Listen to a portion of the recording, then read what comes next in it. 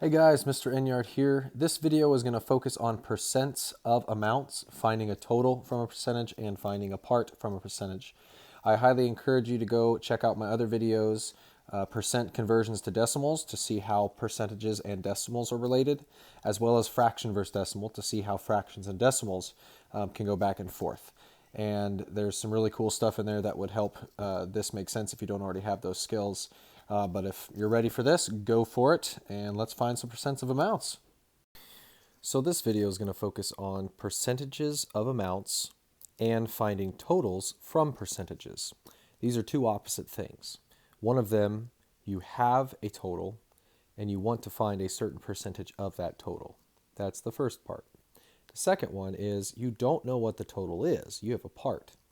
And from a percentage and an amount given that is a part, you will then find the total. But the first thing you have to do is understand what a percentage is. I encourage you to go watch the video percentage conversions, percent conversions to decimals that I've made already. That one has a little cheat sheet of all of our benchmark percentages and fractions that we should know on how to go from percentage to decimal, from decimal to fraction, fraction to percentage, and what that looks like. So, having that said, let's continue with 25%. 25% is 1/4 of something. That's what a percentage is. A percentage is per cent. Per means for each or for every. Cent means 100. So this is for every 100. So if there were 100 things, 25% would only be 25 of those 100. So here's a few models to help you understand that 25% is 1/4. All right, the original fraction is 25 per 100, 25 hundredths. Both of these can be divided by 25, which would give you 1 and 4, 1/4. That can be written as a decimal form as 25 hundredths, or 0.25. And it looks like this. If I had 25%, that's 25 out of 100. And you can see I can cut 100 into 4 pieces, each one being 25%, which then gets me to 50% if I had 2, which is half. 75% would be 3/4, and 4/4 would be the whole thing, 100%. So what if we had a certain number, let's say, what is 25% of 20? So let's say something costs $20, they're going to give us 25% off. We want to figure out how much we can subtract from 20 to find our actual cost. Well, we can use this little model for easy percentages like 25% or our benchmark, which again was back on the percent conversions video. So if 25% of 20 is what we're looking for, we can plug 20 as our total in our tape diagram. So we can use the same tape diagram we used for the percentage, right, as 1/4, and we will say that this is the chunk we're looking for out of 20. Well, since we're thinking of 25% as 1/4, we really need 1/4 of 20. So we can think of percentages that way, which would mean if all 4 of these pieces equal 20, we can do 20 divided by 4 to figure out what each separate piece is. And 20 divided by 4 is 5. So each of these would be 5 for the 20, and 25% would be 5. So 5 is 25% of 20. But what if it's not an easy benchmark fraction like 25%? What if it's an odd fraction or an odd percentage like 32% or 16%? We can't just easily break that into a tape diagram or a fraction that can be simplified. Is there an easier way? So let's say we have a question like this. What is 14% of 50? 14% doesn't seem like an easy percentage to break into a tape diagram or a fraction. 14 hundredths is 7/50ths, and you all can play with that if you want. But we can also think of 50 as our total, and therefore, if we're trying to find 14% of it, we're trying to find a smaller portion of 50. It's key to understand the part-whole relationship here. 50 is the total. 50 is the biggest number because 14% is a fraction of this number. And that will be a smaller number than that. We need to understand percentages as fractions or as pieces. So let's play around with our idea of making a whole number smaller with a decimal. The first thing we're going to do is write our percentage, 14%, as its decimal form. How would we do that? Again, go back to the percent conversion, but we're just going to divide it by 100, which means that 0.14 is 14%. So you can see that's not a whole. It's not even one whole. It's not much at all. And then we're going to write 50 right above the decimal, which means we don't need the 0. We are going to keep the decimal. And what would we do with these two numbers in order to make 50 smaller? Would we multiply them or divide them? I hope you said multiply.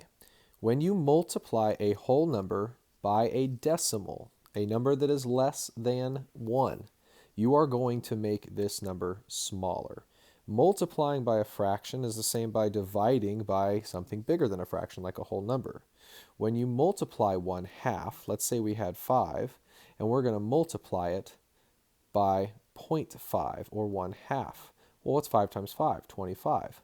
But since we have one decimal here, we're going to have 2.5, which is smaller than 5. And when we divide, if we did 5 divided by 0.5, we're going to move the decimal over so that we can get a whole number there, move it over here, multiply them both by 10. So now we have 50 divided by 5, which is 10. And 10 is bigger than 5, where we started. So dividing by a decimal actually gets us bigger. When we divide a whole number by a decimal, we get bigger. When we multiply a whole number by a decimal, we get smaller. So we're multiplying these because this will give us what 0.14 groups of 50 is. And that's what we're trying to find. 14% is 14 hundredths, or 14 groups of the total, right? If our total is 50 and we're trying to find 0.14 groups of it, then we will figure out what one of those pieces are of this amount. So we can run through that. 4 times 0 is 0. 4 times 5 is 20. We're going to drop a 0. Remember, when we multiply with decimals, it's just like multiplying with whole numbers. We're just going to add a certain number of decimal place values into our final answer after we add our products. In this case, it'll be 2. So our next part is 1 times 0 and 1 times 5, which is going to be 0 and 5. So we add those together. We end up with 700, but remember, we have 2 decimal place values in our problem. There's no decimal place values in 50. It's a whole number. But in 14 hundredths, there's 2, 1/10 and 1/10 and 4 hundredths. So we need to add 2 decimal place values. So I'll show it like this. Right there. Okay, and then you can, obviously you don't need to keep that little deal there. So the answer is 7.00, or 7. So 14% of 50 is 7. So the last example, you had the total and you were looking for the smaller part of the total. Now we don't have the total. You'll see questions like this, or you'll be looking for what the total is from something like this. 30% of something, we'll call it X. This is going to be our variable, the number we don't know. 30% of this is 15. So that means 15 is 30% of that number. So 15 is our part. 15 is our smaller piece, and we're looking for our bigger piece. So this is a simple one because 30% is 3/10, right? And 3/10 can be more easily broken down. But let's use our multiplication or division method since we're looking for the total, which is going to be bigger than 15. If we wrote 15 down and we wrote the decimal form of 30%, which is 3/10, would we multiply those or would we divide those in order to get a bigger number? Yeah, we would divide. So I can't set it up like this, can I? No, I have to move my 0.3, and set it up as division. If I divide my 15 into 0.3 groups, I will figure out what those 0.3 groups of 15 altogether are, right? So I'm going to move the decimal over, and I'm going to move it over in here to make a new problem. 150 divided by 3. 3 goes into 15 5 times, and into 0 0 times. So 50 would be where we started, and that's what X would be. To show you what that looks like, here is our tape diagram. I broke it into 10 pieces because 30 can be broken into 10. That will land on 100. So this would be 10, 20, 30%, right? And on the bottom, I'm going to represent X as my total. And at 30%, 30% is 15. And so you'll see 15 is made up of just 3 equal boxes. What should each of those boxes be?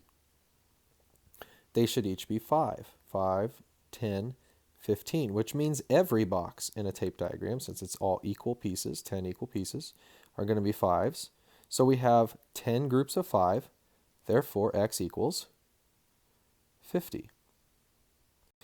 So why don't you try these questions? The first one, what is 45% of 80? All right, recognize that 80 is the total. We're looking for a smaller part.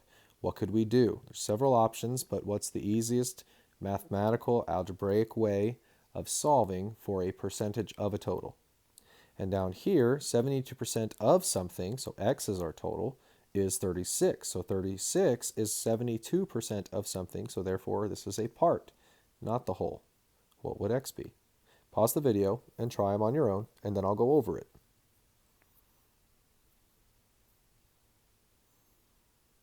So for the first one, I'm looking for the smaller part of the total. So in this case, I'm going to write the decimal form of 45%, which is 45 hundredths. And I'm going to write 80, and I'm going to multiply them because that will get me the smaller portion of 0.45 groups of 80. So I'm now going to do 5 times 0 is 0, 5 times 8 is 40. Drop my 0 for the ones place. 4 times 0 is 0, and 4 times 8 is 32. I'm going to add up my products, and I get 3,600. But remember, in the number 45 hundredths, 0.45, I have 2 decimal place values, a 4 tenths and 5 hundredths. So that's 2 I need in my answer. So my decimal has to go right there, coming from the right 2 over. So the answer is 36. So 45% of 80 is 36. And that makes sense because 45% is just under half, right? 50% would be half, and 36 is just less than half of 80, which would be 40. For question 2, I'm trying to find the total given the part and the percent. So I'm going to take my part, 36, and I'm going to divide by the decimal form, 0.72, of the percentage. And now I'm just going to move the decimal over to make this a whole number division. And I'm going to figure out that 72 can go into 365 times equally. And then I'm going to have another 0, so my answer would be that X is 50. How'd you do?